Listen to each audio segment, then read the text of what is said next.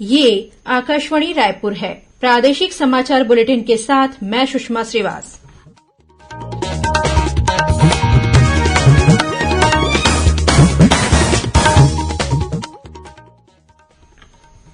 और अब पेश है आज के मुख्य समाचार।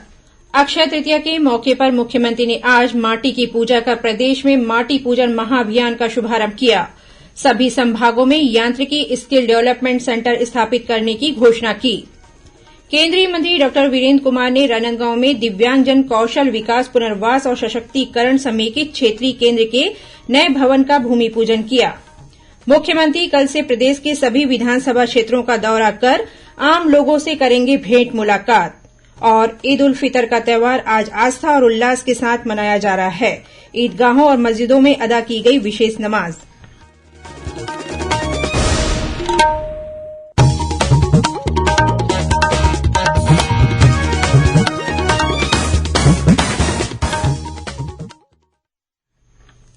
अब समाचार विस्तार से। प्रदेश में आज अक्षय तृतीया का पर्व पारंपरिक रूप से मनाया जा रहा है। आज के दिन लोग शुभ और मांगलिक कार्य करते हैं। छत्तीसगढ़ में अक्षय तृतीया का पर्व अक्ति के नाम से जाना जाता है। आज के दिन गुड्डे गुड़ियों की शादी की रस्म निभाई जाती है। छत्तीसगढ़ में इसे पुत्रा पुत्री की शादी भी कहा जाता है। आज ही के दिन से खेती किसानी का काम शुरू होता है। अक्षय तृतीया के पर्व को प्रदेश में माटी पूजन दिवस के रूप में भी मनाया जा रहा है। मुख्यमंत्री भूपेश बघेल ने पारंपरिक वेशभूषा में माटी की पूजा कर छत्तीसगढ़ में माटी पूजन महाअभियान का शुभारंभ किया। वहीं धान बुआई की रस्म भी अदा की।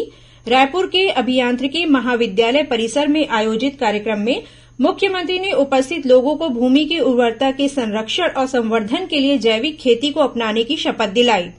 उन्होंने कहा कि हमें खेती की जमीन को सहेज कर रखना होगा। यदि हम मिट्टी के स्वास्थ्य का ध्यान रखते हैं तो इससे जमीन की उर्वरा शक्ति बनी रहेगी और हमारे स्वास्थ्य की भी रक्षा होगी।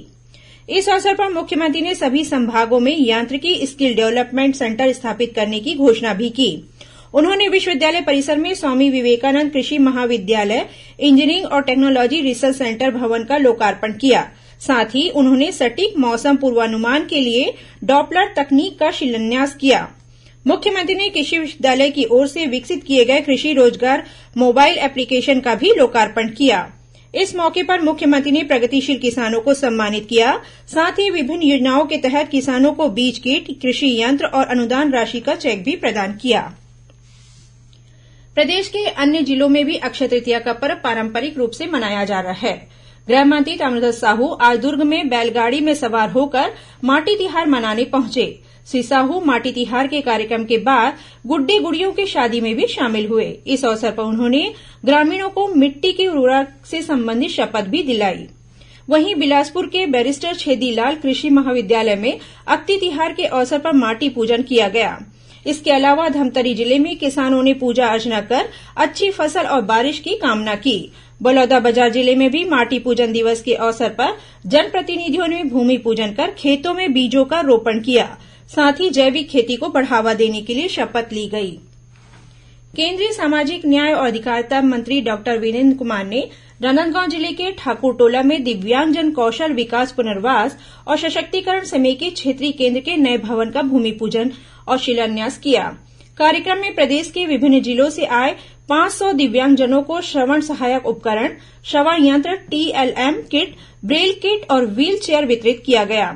राज्य सरकार ने इस भवन निर्माण के लिए 5 एकड़ भूमि प्रदान की है।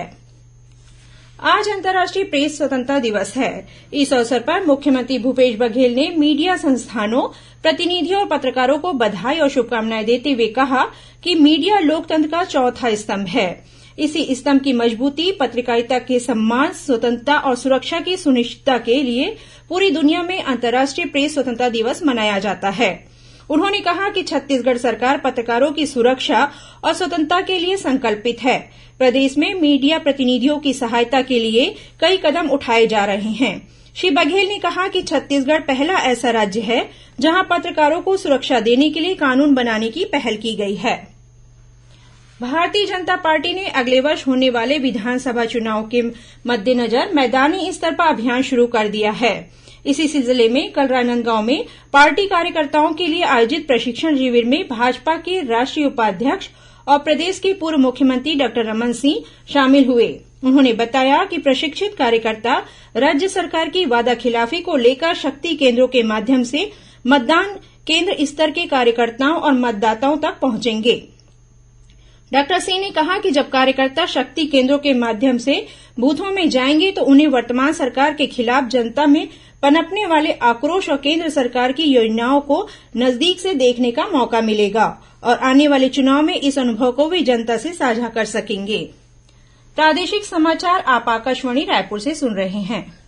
छत्तीसगढ़ की खबरों से है आपका वास्ता और खबरों की विश्वसनीयता से है हमारा वास्ता। आकाशवाणी समाचार रायपुर के प्रादेशिक समाचार बुलेटिन के साथ ही हमारे समसामयिक कार्यक्रम आप रेडियो के अलावा अपने मोबाइल पर भी सुन सकते हैं। आकाशवाणी समाचार फेसबुक, ट्विटर और यूट्यूब पर भी उपलब्ध है। हमारा Facebook page Chhattisgarh news on AIR, Twitter handle CGAIR news और हमारा यूट्यूब चैनल है छत्तीसगढ़ AIR न्यूज।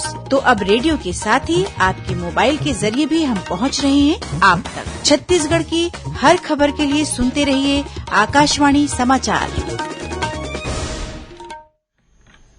और अब आगे बढ़ते हैं बाकी के समाचारों की ओर। श्रोताओं, आजादी के अमृत महोत्सव पर आकाशवाणी समाचार द्वारा राष्ट्रीय स्तर पर आयोजित की जा रही प्रश्नोत्तरी के तहत आज का प्रश्न है, तेलंगाना के उस क्रांतिकारी का नाम बताएं जिन्होंने निजाम की रजाकार सेना और अत्याचारी जमींदारों के खिलाफ लड़ाई में महत्वपूर्ण भूमिका निभाई। जातिवाद और भूस्वामियों के खिलाफ उनके संघर्ष ने अनेक को शोषण के खिलाफ आवाज उठाने के लिए प्रेरित किया।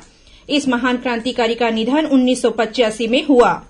श्रोता अपने उत्तर व्हाट्सएप ऐप नंबर 8826546262 पर या ईमेल आईडी amritmahotsav@prasarbharati.gov.in पर भेज सकते हैं।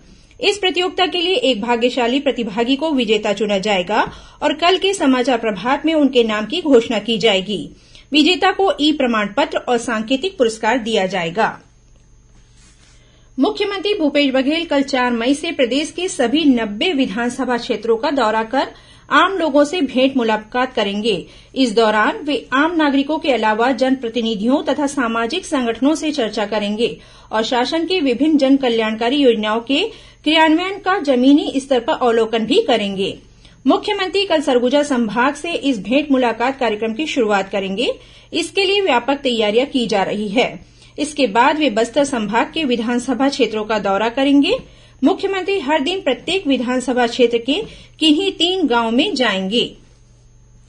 ईद उल फितर का त्यौहार आज छत्तीसगढ़ सहित देशभर में आस्था और उल्लास के साथ मनाया जा रहा है।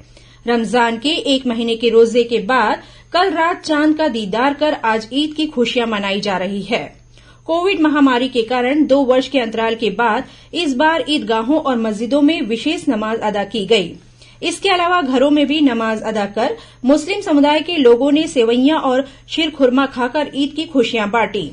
राष्ट्रपति रामनाथ कोविंद, उपराष्ट्रपति वेंकैया नायडू, प्रधानमंत्री नरेंद्र मोदी, छत्तीसगढ़ की राज्यपाल अनुसुईया उइके और मुख्यमंत्री भूपेश बघेल ने ईद उल फितर पर बधाई दी है। वहीं छत्तीसगढ़ राज्य हज कमेटी के अध्यक्ष मोहम्मद असलम खान ने भी प्रदेशवासियों को ईद उल फितर की मुबारकबाद दी है।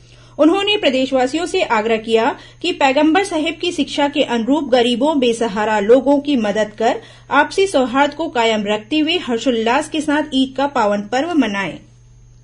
दुर्ग के बाल संप्रेषण गृह से पिछले दिनों 7 बालक फरार हो गए थे। इनमें से एक बालक का शव आज बिलासपुर के अमरविया चौक के पास से बरामद किया गया। पुलिस के मुताबिक बाल संप्रेषण गृह से फरार इन सभी बालकों के बीच चोरी की रकम को लेकर विवाद हो गया था, जिसके चलते इन बालकों ने एक बालक की हत्या कर दी। इस मामले में पुलिस ने 5 बालकों को गिरफ्तार कर लिया है। और अब पेश है मौसम का हाल। प्रदेश में अगले 24 घंटों के दौरान 1-2 स्थानों पर हल्की वर्षा होने अथवा गरज चमक के साथ छींटे पड़ने की संभावना है। वहीं कुछ स्थानों पर अंधड़ भी चल सकता है। मौसम विभाग के अनुसार एक ऊपरी हवा का चक्रीय चक्रवाती घेरा दक्षिण पूर्व उत्तर प्रदेश के ऊपर स्थित है। इसके असर से राज्य के कुछ हिस्सों में बारिश हो सकती है। वहीं प्रदेश के अधिकतम तापमान में हल्की गिरावट का दौर लगातार जारी रहने की संभावना है। इस बीच महासमुंद जिले के पिथौरा थाना क्षेत्र के जमहर गांव में कल देर शाम आकाशीय बिजली गिरने से एक छात्र की मौत हो गई। और अब कुछ खबरें संक्षेप में। आज भगवान परशुराम की जयंती है। इस अवसर पर मुख्यमंत्री भूपेश बघेल ने प्रदेशवासियों को शुभकामनाएं देते हुए कहा कि भगवान परशुराम पराक्रम के प्रतीक माने जाते हैं। स्वतंत्रता संग्राम सेनानी और पूर्व सांसद केआर भूषण की पुण्यतिथि पर मुख्यमंत्री भूपेश बघेल ने उन्हें नमन किया है। राज्य के प्रमुख सचिव डॉक्टर आलोक शुक्ला को उनके वर्तमान कर्तव्यों के साथ ग्रामीण औद्योगिक पार्क सी मार्ट और गोधन न्याय मिशन के समन्वय का अतिरिक्त प्रभार सौंपा गया है। प्रदेश कांग्रेस अध्यक्ष मोहन मरकाम के निर्देश पर पार्टी के पूर्व सचिव अजय सिंह को पार्टी विरोधी गतिविधियों में संलिप्त होने के कारण पार्टी की प्राथमिक सदस्यता से 6 वर्षों के लिए निष्कासित कर दिया गया है। राजनांदगांव जिले में जालबांधा के पास एक कार अनियंत्रित होकर पलट गई। इस हादसे में एक व्यक्ति की मौत हो गई, वहीं 6 अन्य लोगों को गंभीर चोटें आई हैं। और कोरबा जिले के बालको में बीती रात तेज रफ्तार एक कार अनियंत्रित होकर नहर में जा गिरी। इस हादसे में एक व्यक्ति की मौत हो गई, वहीं 2 अन्य को बेहतर इलाज के लिए अस्पताल में भर्ती कराया गया है। अंत में मुख्य समाचार एक बार फिर। अक्षय तृतीया के मौके पर मुख्यमंत्री ने आज माटी की पूजा कर प्रदेश में माटी पूजन महाअभियान का शुभारंभ किया। सभी संभागों में यांत्रिकी स्किल डेवलपमेंट सेंटर स्थापित करने की घोषणा की।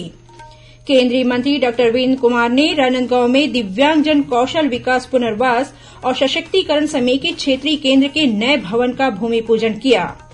मुख्यमंत्री कल से प्रदेश के सभी विधानसभा क्षेत्रों का दौरा कर आम लोगों से करेंगे भेंट मुलाकात। और ईद उल फितर का त्यौहार आज आस्था और उल्लास के साथ मनाया जा रहा है। ईदगाहों और मस्जिदों में अदा की गई विशेष नमाज। इसी के साथ प्रादेशिक समाचार बुलेटिन समाप्त हुआ। नमस्कार।